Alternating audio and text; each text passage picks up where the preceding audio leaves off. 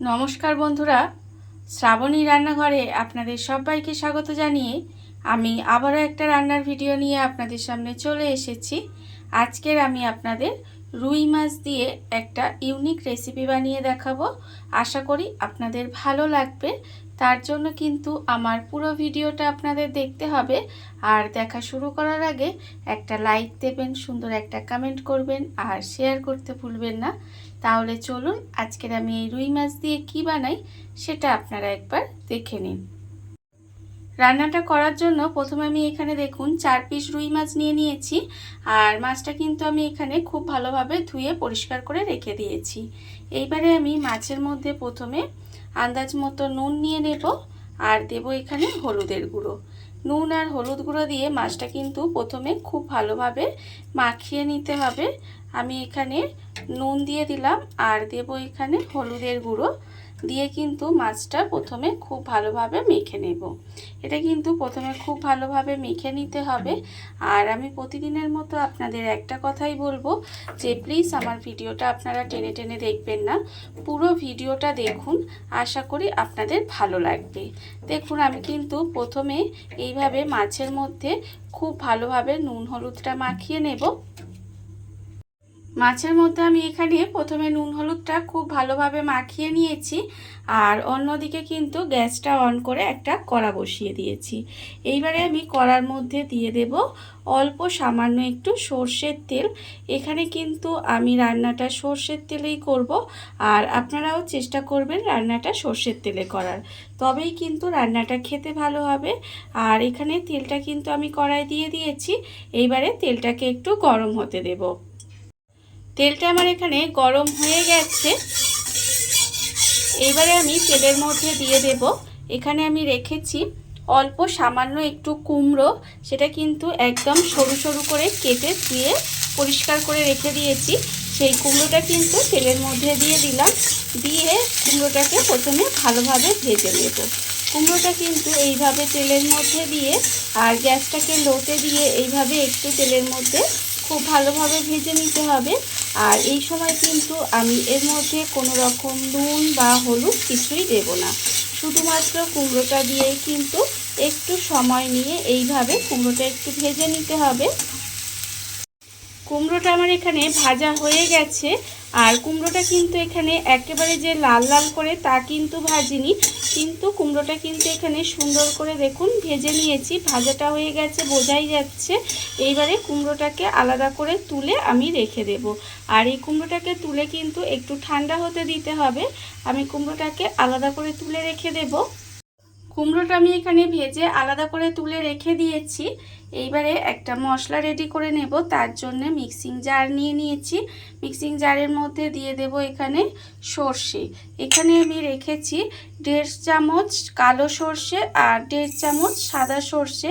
সেটা কিন্তু মিক্সির মধ্যে দিয়ে দিলাম। এবারে দেব এখানে পোস্ত। এখানে আমি 1 চামচ পোস্ত রেখেছি, সেই পোস্তটাও দিয়ে দিলাম। আপনারা চাইলে কিন্তু পোস্তর পরিমাণটা বাড়িয়ে দিতে পারেন। আমি এখানে 1 চামচ পোস্ত দিয়েছি। এবারে আমি এর মধ্যে দিয়ে দেব অল্প সামান্য একটু নুন। অল্প একটু নুন দিয়ে দিলাম। আর দেব এখানে কাঁচা লঙ্কা। এখানে 2টো কাঁচা লঙ্কা কিন্তু আমি এইভাবে একটু ভেঙে দিলাম।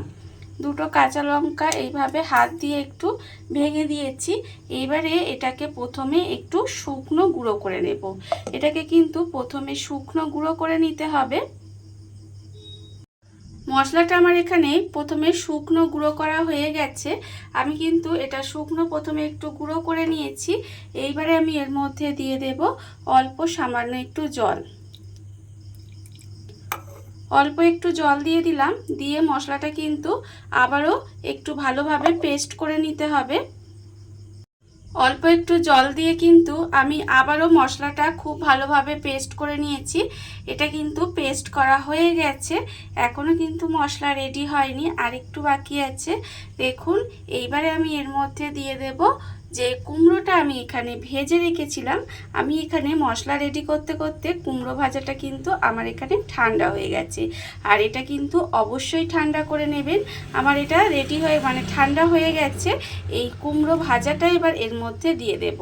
দিয়ে আবারও কিন্তু এটাকে খুব ভালোভাবে পেস্ট করে নিতে হবে। এটা আমি পেস্ট করে নিয়ে তারপরে আবারও ফিরে আসছি।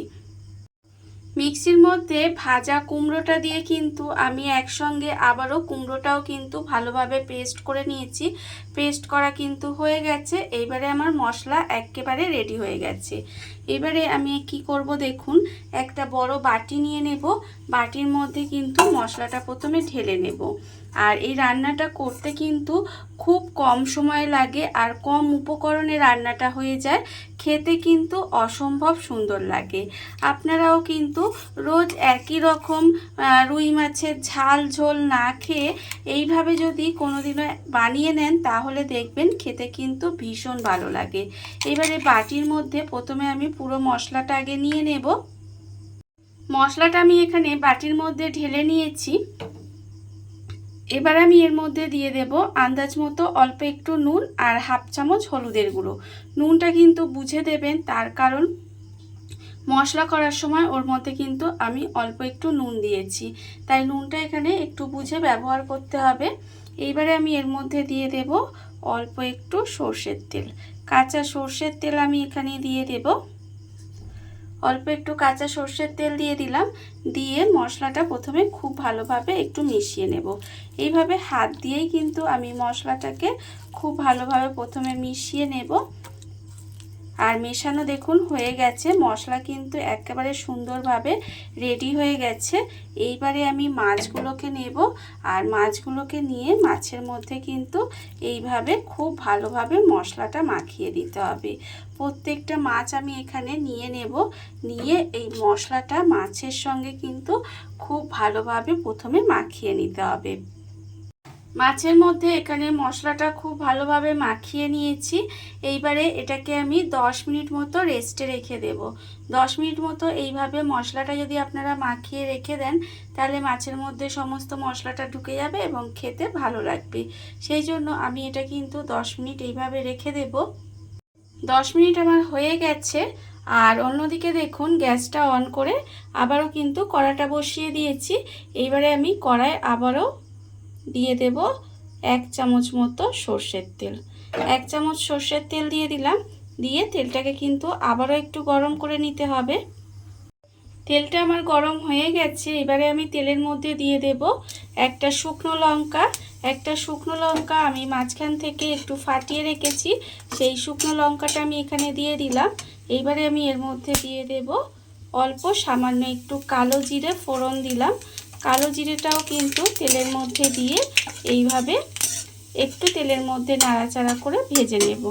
যখন এইভাবে শুকনো লঙ্কা কালো জিরেটা ভাজা হয়ে যাবে তখন আমি এই মশলা মাখানো মাছগুলো কিন্তু এর মধ্যে দিয়ে দেব। একে একে কিন্তু মশলা মাখানো মাছগুলো দিয়ে দিতে হবে। মশলা মাখানো মাছগুলো দিয়ে আমি কিন্তু মাছটা কিন্তু ভাজবো না।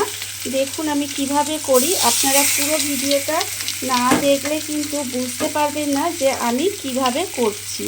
এবারে মাছটা আমি দিয়ে দিলাম।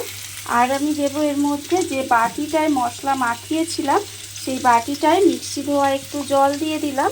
দিয়ে খুব ভালোভাবে মশলাটা এইভাবে জলের মধ্যে গুলে নিয়ে আমি কিন্তু কড়ার ওপর থেকে দিয়ে দেব।